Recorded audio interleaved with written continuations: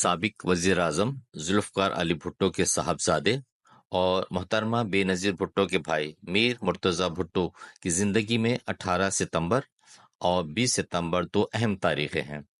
18 ستمبر کو ان کا یوم ولادت ہے اور 20 ستمبر کو انہیں قتل کیا گیا۔ جنرل ضیاء کے مارشل لا لگانے اور بھٹو کی گرفتاری کے بعد میر مرتضی بھٹو اور میر شاہ نواز بھٹو لندن چلے گئے تھے، اور جب محترمہ بے نظیر بھٹو 1993 میں دوسری بار وزیر اعظم منتخب ہوئیں، اس وقت مرتضی بھٹو نے پاکستان آنے کا فیصلہ کیا۔ سینئر وزیر نصرت بھٹو نے مرتضی بھٹو کی واپسی کے لیے باقاعدہ مہم چلائی۔ نصرت بھٹو کی کوششوں کے نتیجے میں میر مرتضی بھٹو نومبر 1993 کو کراچی ایئرپورٹ پہنچے۔ اس وقت سندھ میں پاکستان پیپلز پارٹی کی حکومت تھی اور عبداللہ شاہ وزیر اعلیٰ سندھ تھے۔ مرتضی بھٹو کو گرفتار کیا جاتا ہے اور انہیں ایک مقدمے میں گرفتار کر کے جیل بھیج دیا جاتا ہے۔ محترمہ بے نظیر بھٹو نہیں چاہتی تھیں کہ مرتضی بھٹو ان کے دور حکومت میں ملک واپس آئیں۔ انہیں کچھ باخبر حلقوں کے ذریعے معلومات ملی تھیں کہ اگر مرتضی بھٹو ملک واپس لوٹتے ہیں تو ان کو قتل کر دیا جائے گا۔ پاکستان پیپلز پارٹی کے کارکن اور ان کے سینئر رہنما کچھ مرتضی بھٹو کو سپورٹ کر رہے تھے اور کچھ بے نظیر بھٹو کو۔ یہ صورتحال بہت سنگین ہوتی جا رہی تھی۔ چنانچہ نصرت بھٹو کی کوششوں کے نتیجے میں بے نظیر بھٹو اور میر مرتضی بھٹو کی 7 جولائی 1996 کو وزیر اعظم ہاؤس اسلام آباد میں ملاقات ہوئی۔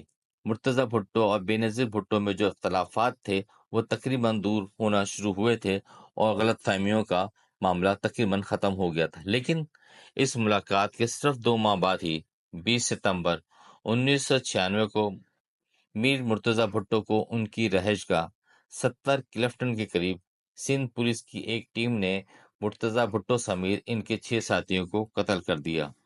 میر مرتضی بھٹو قتل کیس میں 30 ملزمان نامزد کیے گئے، جس میں پاکستان کے صدر آصف علی زرداری، وزیر اعلیٰ سندھ عبداللہ شاہ، سابق سربراہ IB مسعود شریف کے علاوہ senior police officer Shoaib Suddle, Wajid Ali Durrani, Shahid Hayat, Rai Tahir, آغاز جمیل، انسپکٹر ذیشان کاظمی، حق نواز سیال اور دیگر ملزمان شامل تھے۔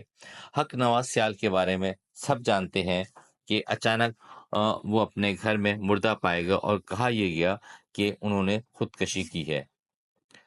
مرتضی بھٹو کو قتل کرنے والی ٹیم میں زیادہ آفیسر وہی تھے جو پاکستان پیپلز پارٹی کے حکم پر کراچی میں ایک آپریشن کر رہے تھے، اور اس کے اندر کراچی کے نوجوانوں کا ماروائے عدل قتل بھی شامل تھا۔ یہی وجہ ہے کہ سینئر سیاستدان مراد محمد خان نے کہا تھا، مرتضی کا قتل قانون نافذ کرنے والے اداروں کو حاصل لامحدود اختیارات کا نتیجہ ہے۔ مرتضی بھٹو قتل کیس کراچی کی ماتحت عدالت میں 13 سال زیر سماعت رہا۔ بالآخر 5 دسمبر 2009 کو عدالت نے 20 پولیس افسران کو بری کر دیا۔ اس موقع پر ذوالفقار علی بھٹو جونیئر کا یہ بیان بہت اہمیت رکھتا ہے۔ انہوں نے کہا، ہم سمجھتے ہیں اس کیس میں نامزد ملزمان وہی ہیں جو اس واقعے کے ذمہ دار ہیں۔ جو لوگ اس میں ملوث تھے انہیں تحائف اور ترقیاں دی گئیں، جو اس بات کی نشاندہی ہے کہ انہوں نے کام انجام دیا۔ آج ایک بار پھر ہماری خوش نصیبی کہ ہمارے ساتھ مشتاق لاشاری صاحب موجود ہیں۔ میں ان سے معلوم کرنا چاہوں گا آج کے ویلاگ میں کہ مرتضی بھٹو صاحب کا قتل کیوں ہوا اور اس کا پس منظر کیا تھا۔ بہت سی کہانیاں، بہت سی سازشیں، بہت سی باتیں مرتضی بھٹو صاحب کی شہادت کے حوالے سے کی جاتی ہیں۔ تو آج ہم معلوم کریں گے کہ مرتضی بھٹو کی شہادت کیوں ہوئی اور اس کا پس منظر کیا تھا۔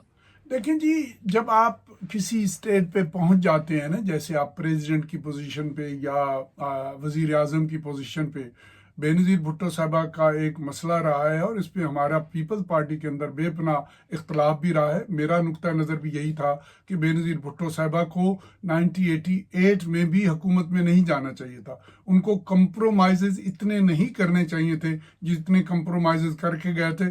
اس کا الٹرنیٹو بے نظیر ہمیشہ یہ جواب دیتی تھی کہ ہمارے لوگوں نے 11 سال قربانیاں دی تھی، میں نہیں چاہتی تھی کہ ہم ان کو کمپنسیٹ نہ کر سکیں، ہمارے لوگ جیلوں میں تھے، اس میں کوئی شش والی بات نہیں ہے۔ मेरा उनसे ये आर्गूमेंट रहा था उन दिनों में भी, 88 में भी, 89 में भी, कि कौन नहीं जानता कि हमीद गुल ने IGI बनवाई थी, कौन नहीं जानता कि ये तसलसल था ज़ियाउल हक की उन पॉलिसियों का कि पीपल्स पार्टी को इक़्तिदार में नहीं आने देना। इतनी पॉपुलर पीपल्स पार्टी कि बेनज़ीर भुट्टो को 1986 में 2 मिलियन लोग रिसीव करने आते हैं, और फिर उसके चंद महीनों बाद जब कराची में वो जुलूस निकालती हैं तो 5,000 लोग रह जाते हैं जो लियारी में। तो मैं समझता हूँ कि एक बड़ी प्लानिंग के तहत बेनज़ीर भुट्टो को अनपॉपुलराइज करने की कोशिश की गई। जब वो नहीं हो सकी तो उसके बाद उन्होंने फिर IGI बनाई।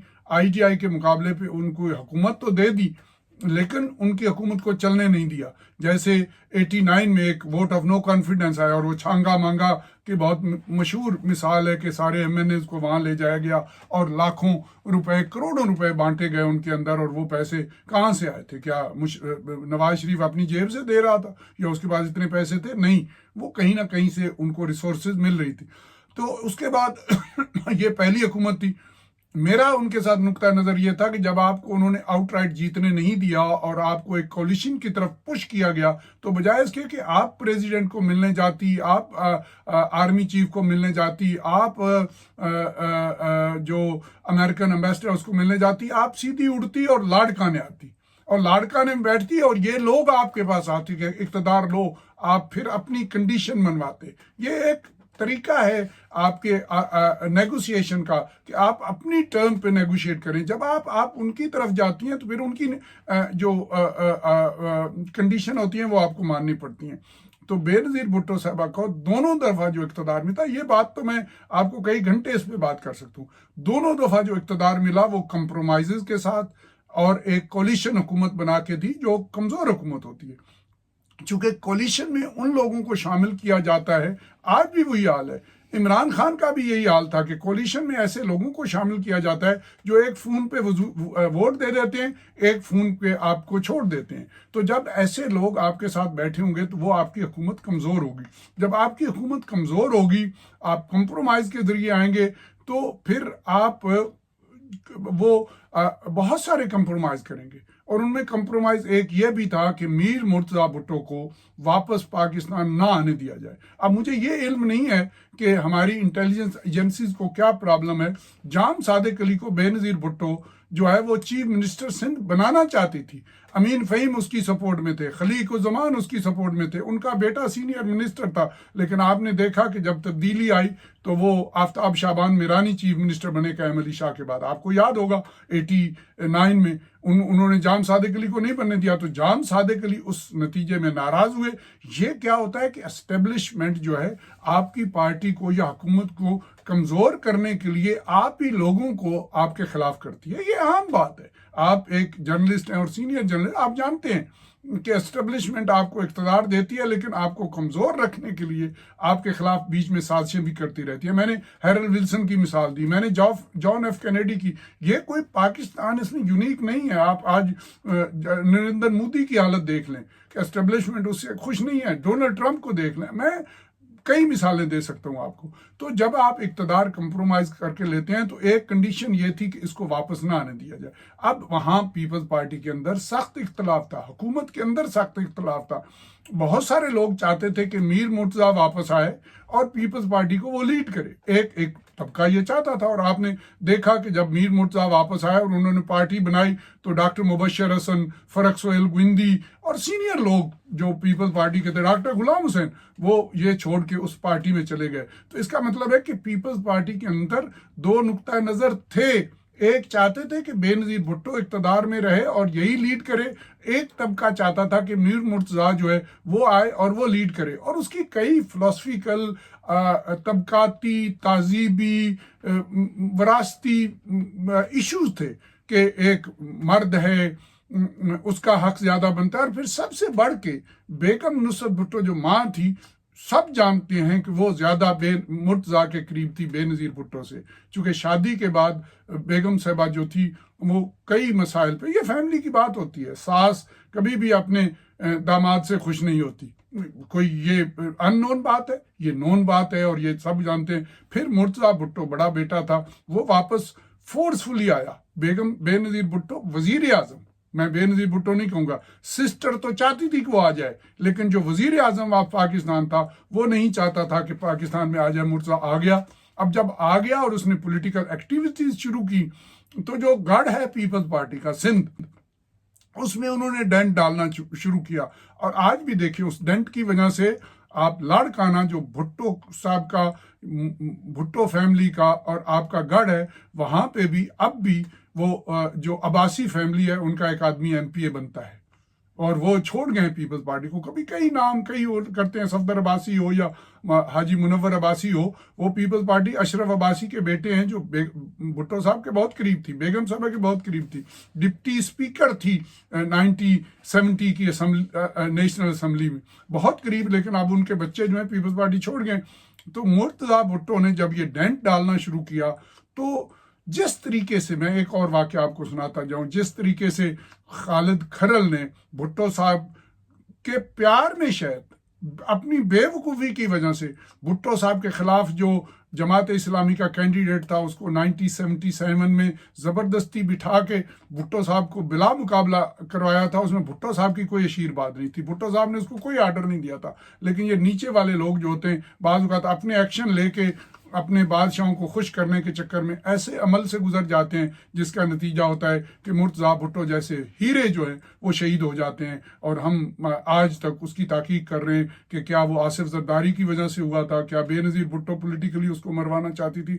ابھی آپ نے 2 منٹ پہلے بھی یہ کوشچن کیا کہ بے نظیر بھٹو جو ہے اس کو مارنے کے پیچھے کون سے, میں سمجھتا ہوں کہ تمام وہ قوتیں جو نمبر 1 پاکستان کی دشمن ہیں وہ بے نظیر کو مارنا چاہتی تھی.